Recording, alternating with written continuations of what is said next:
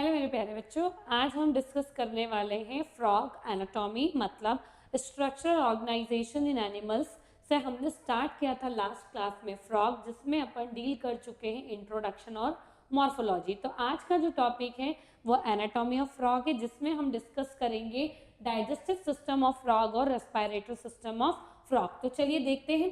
एक ऐसा सुंदर सा डायग्राम एनसीईआरटी में आपको दिया हुआ है, मैंने भी सुंदर से बनाने की कोशिश की है और आई थिंक सो मैंने भी सुंदर बनाया है। ठीक है, तो आपको ये डायग्राम देखकर एक तो ये याद रखना है कौन सा एरो किस लेवलिंग को इंडिकेट करता है, क्योंकि जो भी एनटीए के एग्जाम में या नीट एग्जाम में जो भी डायग्राम आते हैं वो टोटल एनसीईआरटी बेस्ड आते हैं, तो आप कहीं पर भी लेवलिंग को शिफ्ट नहीं कर सकते हैं। ठीक है, तो आपको ये डायग्राम गो थ्रू करना है एनसीईआरटी से। चलिए, तो इस डायग्राम से आपको फ्रॉग में मिलने वाली एनाटॉमी या फ्रॉग एनाटॉमी के कौन कौन से सिस्टम के बारे में नॉलेज मिलता है, तो चलो देख लेते हैं।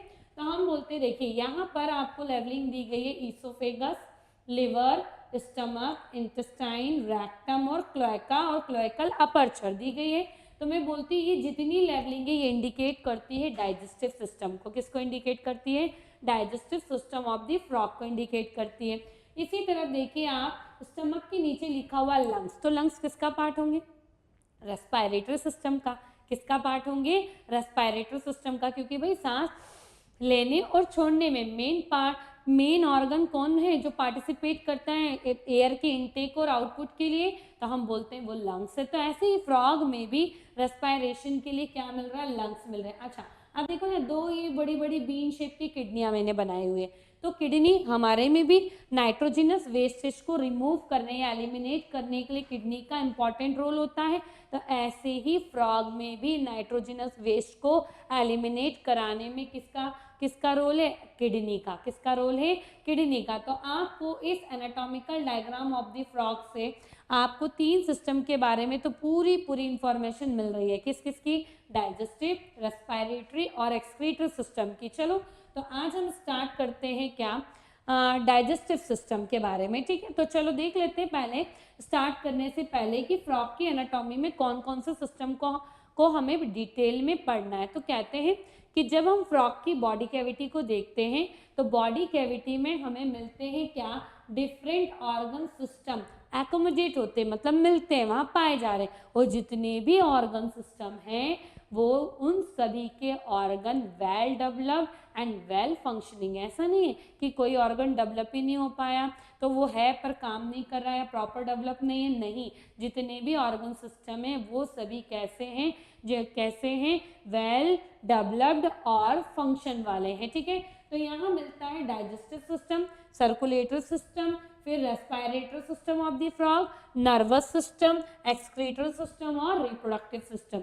जब हम ये सारे सिस्टम कवर कर लेंगे, मतलब हमने फ्रॉग की एनाटॉमी को डिटेल में प्रॉपर तरीके से स्टडी कर लिया है। ठीक है, चलो तो आगे देखते हैं। स्टार्ट करते हैं कहाँ से? Digestive system of the frog से। ठीक है, तो आपको ध्यान रखना है, जैसे ह्यूमन का डाइजेस्टिव सिस्टम होता है कि डाइजेस्टिव सिस्टम के दो पार्ट होते हैं, वैसे ही फ्रॉग के भी डाइजेस्टिव सिस्टम के मेरे बच्चों दो भाग हैं। पहला कौन है? एलिमेंट्री कैनाल, जिसको आहार नाल बोलते हैं। दूसरा कौन होता है? डाइजेस्टिव ग्लैंड, जिसको हम क्या बोलते हैं? पाचक ग्रंथियां। अब यहाँ याद रखने वाली बात है जिसपे क्वेश्चन पूछा जाता है कि फ्रॉग कैसा होता है? हैबिटेट, मतलब ईटिंग हैबिट के अकॉर्डिंग तो हम बोलते हैं फ्रॉग होता है कार्निवोर्स। कैसा होता है? कार्निवोर्स। इसलिए फ्रॉग की एलिमेंट्री कैनाल कैसी है? शॉर्ट। क्यों है? क्योंकि शॉर्ट होने का कारण है क्योंकि फ्रॉग कैसा है? कार्निवोर्स, जिसकी वजह से लेंथ ऑफ इंटेस्टाइन क्या हो जाती है? रिड्यूस हो जाती है। क्या हो जाती है? रिड्यूस हो जाती है। एक क्वेश्चन आपका यहाँ से डेवलप होता है। ठीक है, next, part of the alimentary canals. क्या देख रहे हैं? Parts of the alimentary canal. तो कुछ नहीं, जैसे हमारे डाइजेस्टिव सिस्टम में एलिमेंट्री कैनाल के पार्ट्स हैं, सेम वैसे ही फ्रॉग के डाइजेस्टिव सिस्टम में भी एलिमेंट्री कैनाल के वही part, accept cloaca.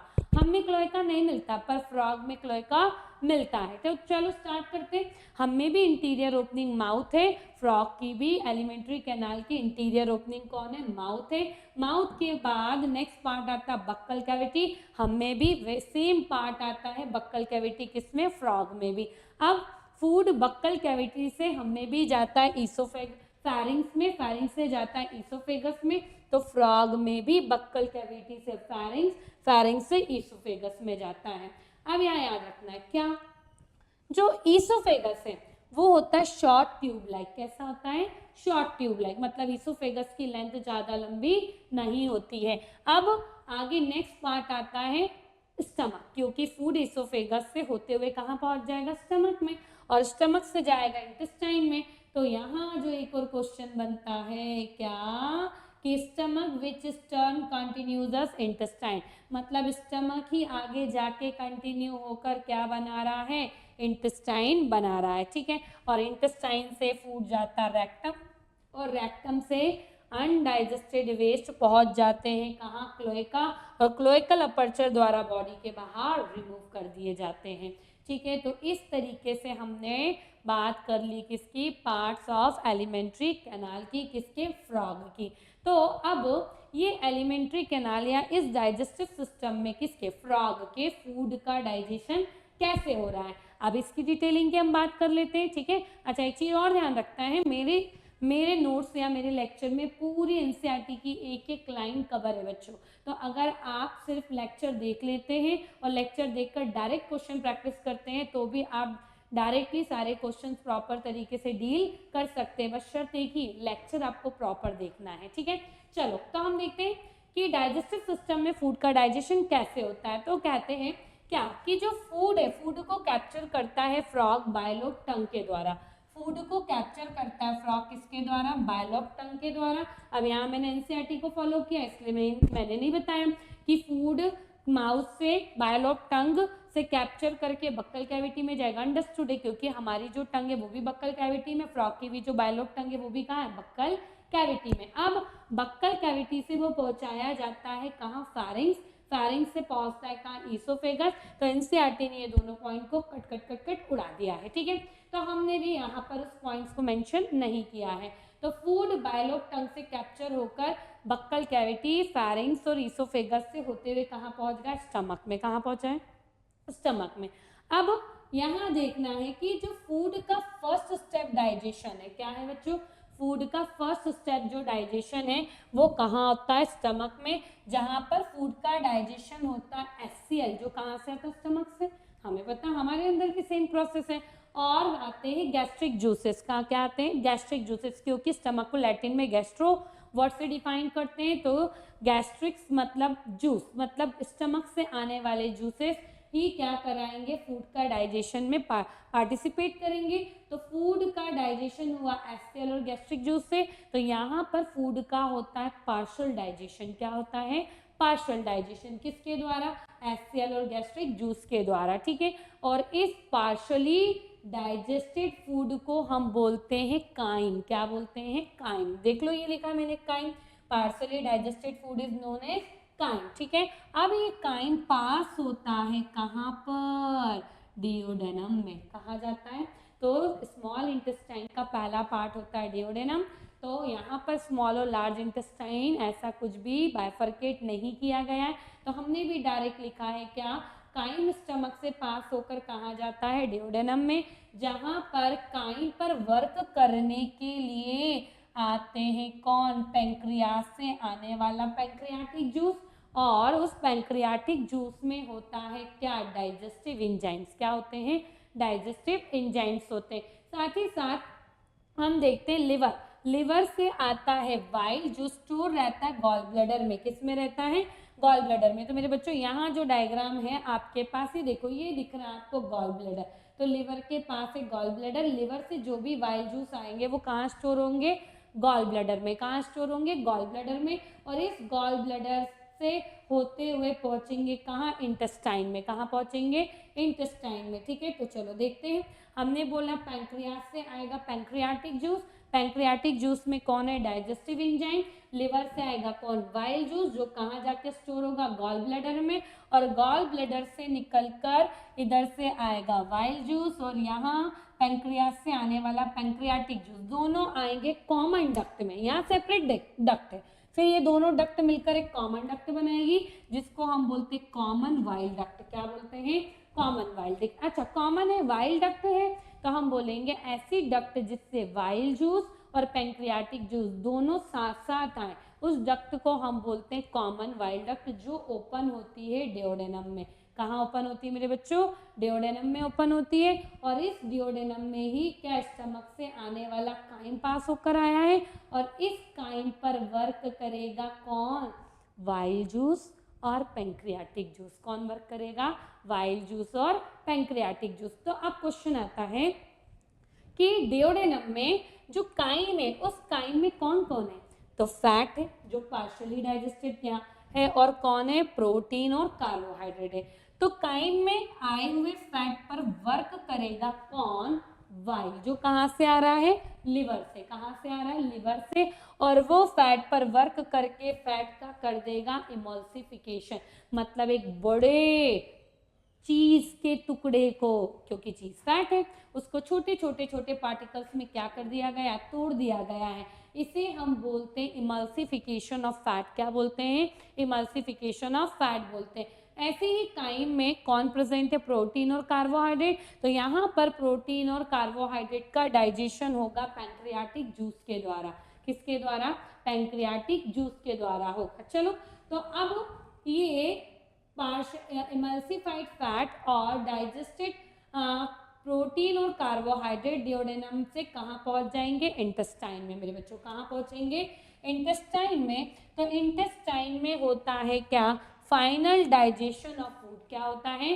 Final digestion of food takes place in intestine. ये पॉइंट आपको याद रखना है, ठीक है। नेक्स्ट हम बोलते हैं क्या?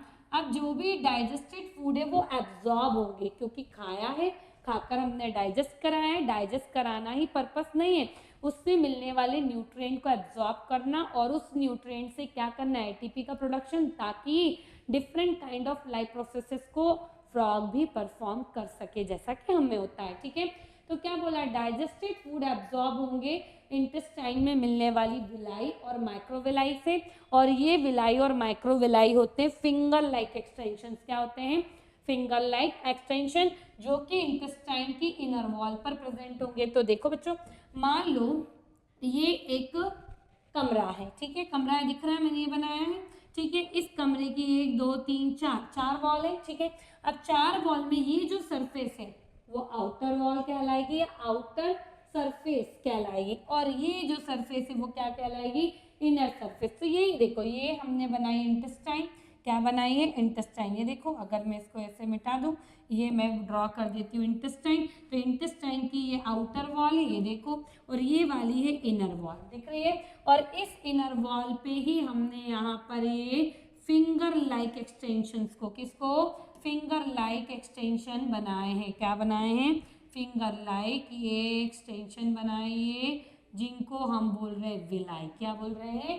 विलाई बोल रहे हैं। अब अगर मैं एक विलाई को और ड्रॉ करूं, तो इस विलाई पे ही माइक्रोस्कोपिक एक्सटेंशन दिखते हैं, जिनको हम क्या बोलते हैं? माइक्रोविलाई। क्या बोलते हैं? माइक्रोविलाई। तो विलाई कहाँ मिल रही है? इनर वॉल पे, और इनर वॉल की विलाई पर मिलेंगे ही क्या? और माइक्रोस्कोपिक स्ट्रक्चर्स, जिनको हम क्या बोलेंगे? माइक्रोविलाई। क्या बोलेंगे बच्चों? माइक्रोविलाई बोलेंगे। और इन्हीं विलाई और माइक्रोविलाई के द्वारा ही डाइजेस्टेड फूड को क्या कर लिया जाता है? एब्जॉर्ब कर लिया जाता है। क्या कर लिया जाता है? एब्जॉर्ब कर लिया जाता है, जो कहाँ से हो रहा है? इंटेस्टाइन से हो रहा है। अब जितने भी अनडाइजेस्टेड सॉलिड वेस्ट है, ये देखो, अनडाइजेस्टेड सॉलिड वेस्ट वो इंटेस्टाइन से मूव करके कहाँ पहुँच जाएंगे? रेक्टम में, और रेक्टम से पास कर दिए जाएंगे क्लोएका, और क्लोएका से क्लोएकल अपर्चर द्वारा रिमूव कर दिए जाएंगे आउटसाइड दी बॉडी। कहाँ? Outside the body. समझ में आ गई बात? हम में भी सेम प्रोसेस होता है। हम डेफिकेशन करते हैं, जिसमें अनडाइजेस्टेड वेस्ट स्टूल के फॉर्म में बॉडी से एनस के द्वारा बाहर कर दिया जाता है। यहाँ पर अनडाइजेस्टेड सॉलिड वेस्ट को किसके द्वारा? क्लोएकल अपर्चर के द्वारा बॉडी के बाहर कर दिया जाएगा, ठीक है। चलो, तो नेक्स्ट हम डिस्कस करेंगे किसके बारे में? रेस्पिरेटरी सिस्टम के बारे में।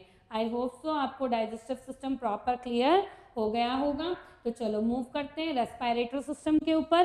तो जब फ्रॉग के रेस्पिरेटरी सिस्टम की हम बात करते हैं, तो आपको ये बात अपने माइंड में ज़रूर रखनी पड़ेगी कि फ्रॉग सिर्फ एक जगह नहीं रह रहा है, उसका हैबिटेट कितनी जगह है? 2 जगह है।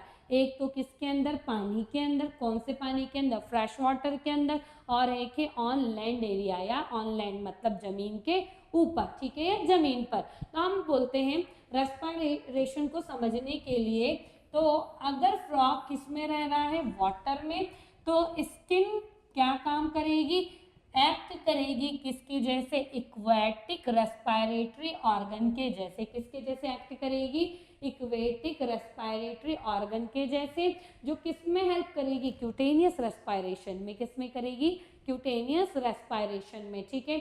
तो जब भी फ्रॉग पानी के अंदर रहेगा वो परफॉर्म करेगा क्यूटेनियस रेस्पिरेशन, किसके द्वारा, स्किन के द्वारा, ठीक है। अच्छा, तो वाटर में कौन है, डिजॉल्व ऑक्सीजन। कौन है बच्चों, घुली हुई वायु। कौन है, ऑक्सीजन। वो एक्सचेंज होगी स्किन से, किससे होगी, स्किन से। कौन सी प्रोसेस से, हायर कंसंट्रेशन टू लोअर, जिसे हम बोलते हैं डिफ्यूजन। क्या बोलते हैं, डिफ्यूजन बोलते हैं। और स्किन के द्वारा ये प्रोसेस हो रही है, इसलिए ऐसे रेस्पिरेशन को हम बोलते हैं क्यूटेनियस रेस्पिरेशन। अब यहीं पर एक बात और आपको अपने माइंड में रखनी है, क्या, कि जब भी फ्रॉग किस में है, एस्टिवेशन मोड में या हाइबरनेशन मोड में है। मतलब गर्मियों में सोना, समर स्लीप, जिसको हम एस्टिवेशन बोलते हैं। विंटर में सोना, जिसको हम क्या बोलते हैं, हाइबरनेशन। इस दौरान भी गैसियस एक्सचेंज हो रहा है, किसके द्वारा, स्किन के द्वारा। मतलब फ्रॉग हाइबरनेशन और एस्टिवेशन के समय भी कौन सा रेस्पिरेशन परफॉर्म करता है, क्यूटेनियस रेस्पिरेशन। कौन सा, क्यूटेनियस रेस्पिरेशन परफॉर्म करता है। चलो अब आगे हम देखते हैं, जब फ्रॉग कहाँ पर आया, जल मछली का फॉर्म कंप्लीट करके लैंड एरिया पर रहने आया है, तो उसके पास रेस्पिरेशन के लिए 3 ऑर्गन है। कितने हैं, 3 है। पहले का नाम है बक्कल कैविटी, दूसरे का नाम है स्किन, और तीसरे का नाम है लंग्स, जिसमें हम लंग्स को बोलते हैं क्या, पल्मोनरी रेस्पिरेशन। जिससे क्या होगा, पल्मोनरी रेस्पिरेशन। तो हम बोलते हैं इसको act as a respiratory organ, it means a pulmonary respiratory organ, ठीक है।